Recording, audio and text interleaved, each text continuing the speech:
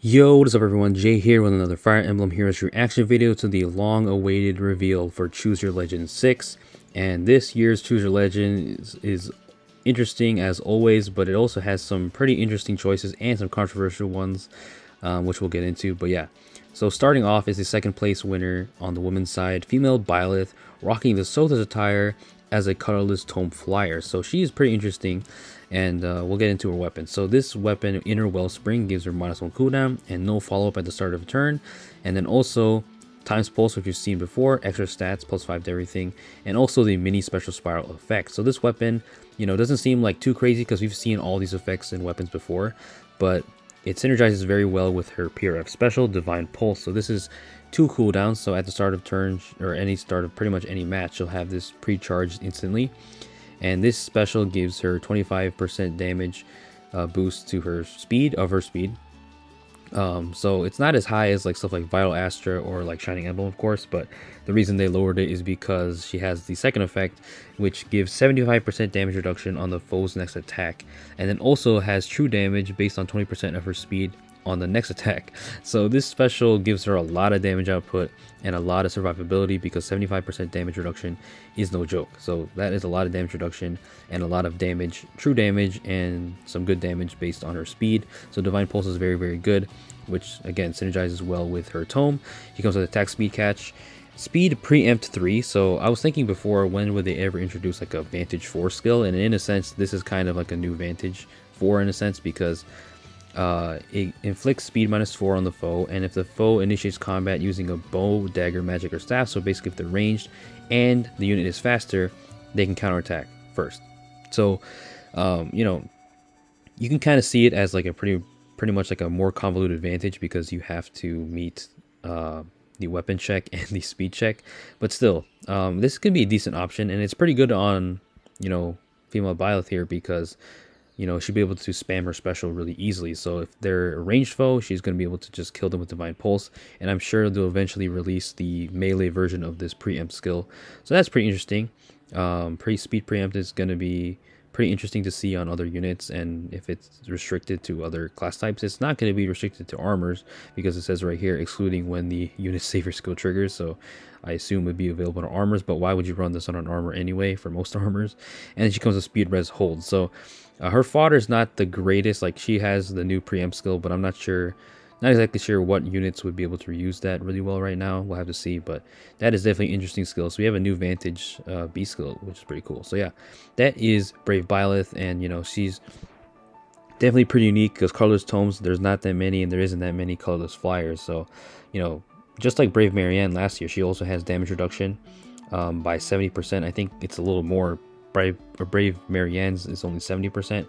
So you might think she's just a better Brave Marianne, but you also have to keep in mind that Brave Marianne can dance, has that Requiem dance, that pseudo dance. So Brave BYLETH here doesn't have any of that niche. She's just pretty much an offensive unit, which is fine, of course, but I don't think she's, they fulfill different roles compared to Brave Marianne, and plus they're different movement types. So yeah, that is Brave BYLETH.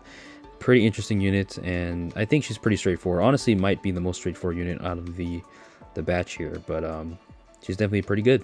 So Divine Pulse, just be able to spam a lot of stats, and yeah. So the next unit on the banner is Brave Selif. So he's finally getting his Brave version, and of course he's rocking his father's attire. He looks clean. Wada Sachiko does amazing art as always, and he's a sword cav. So I know a lot of you guys a lot of Selif fans are sad that he's a sword cav again, and I understand, because I was in your shoes last year when Brave Marth was a sword infantry, so I feel your pain.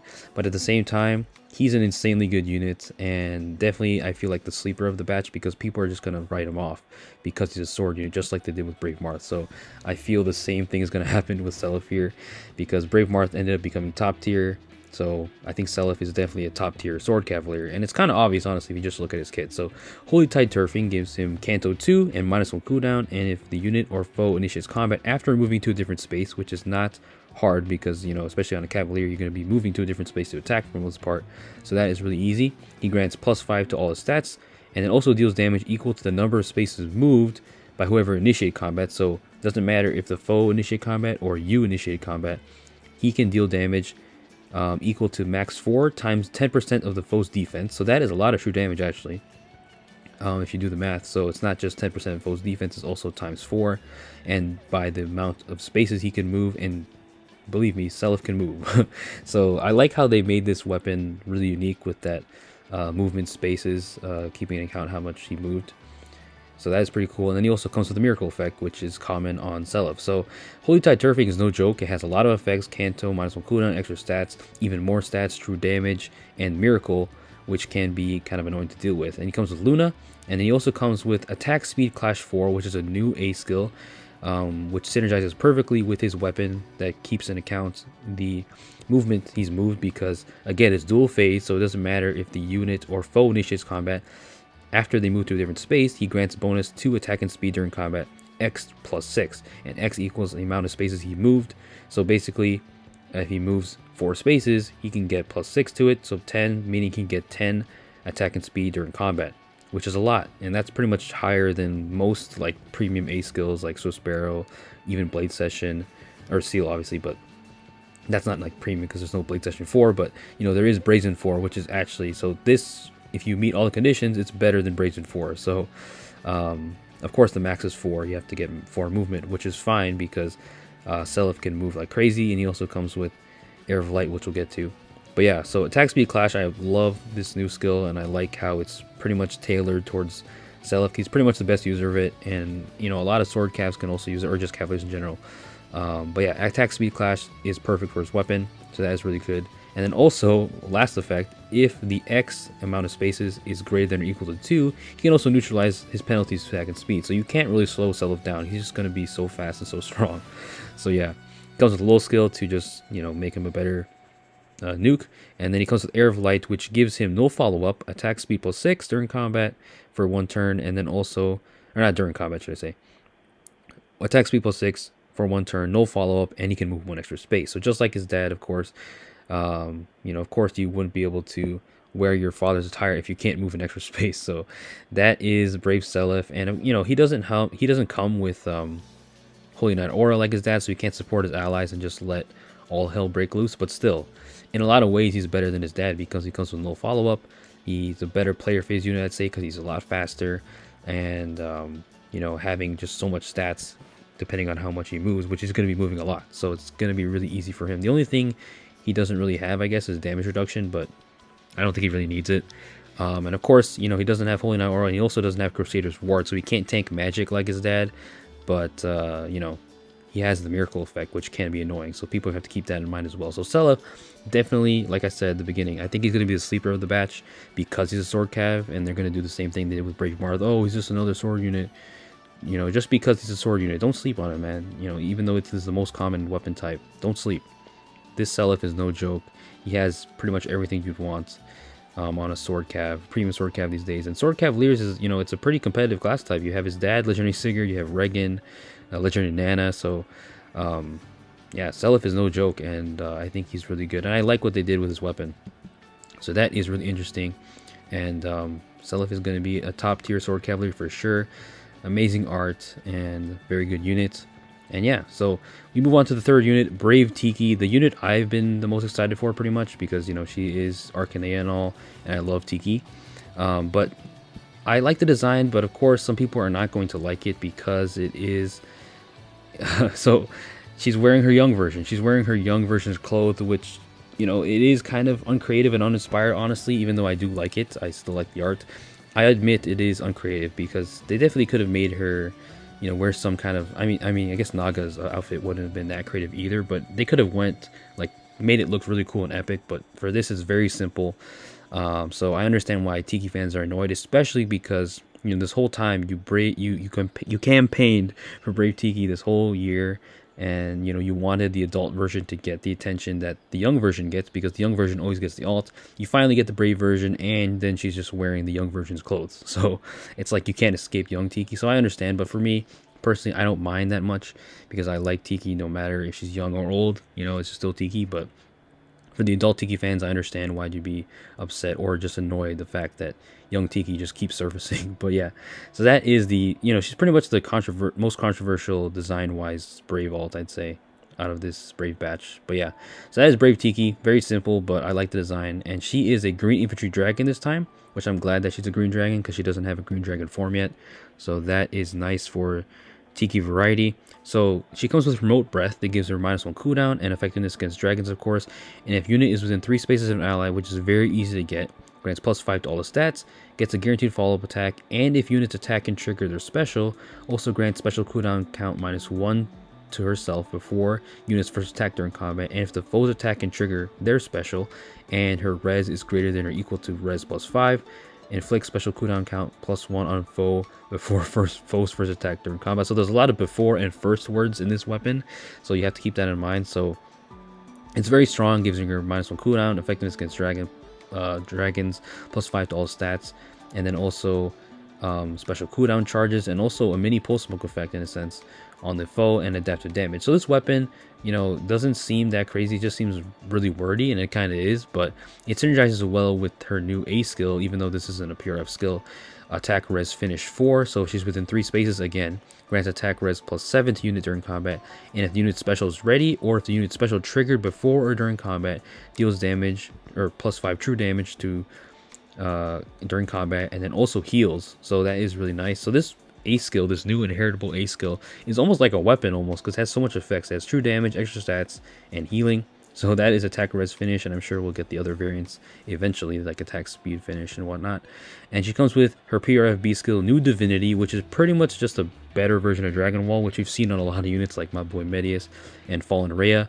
So this is just another new premium Dragon Wall on the block, pretty much, which inflicts attack res -5 on the foe if she's alive, and then has the Dragon Wall effect. And then also, if her HP is greater than or equal to 40%, the foe can't make a follow-up attack. So that is pretty nice, and she comes with defense res menace.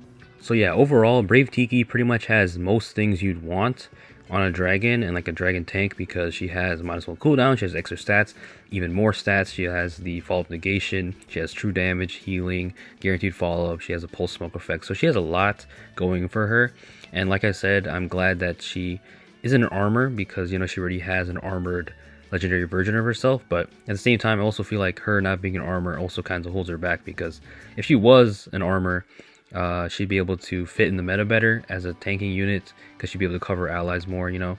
But, you know, being an infantry dragon is not that bad, you know, but at the same time, I also feel like she'd be a lot better if she was a far-safe armor.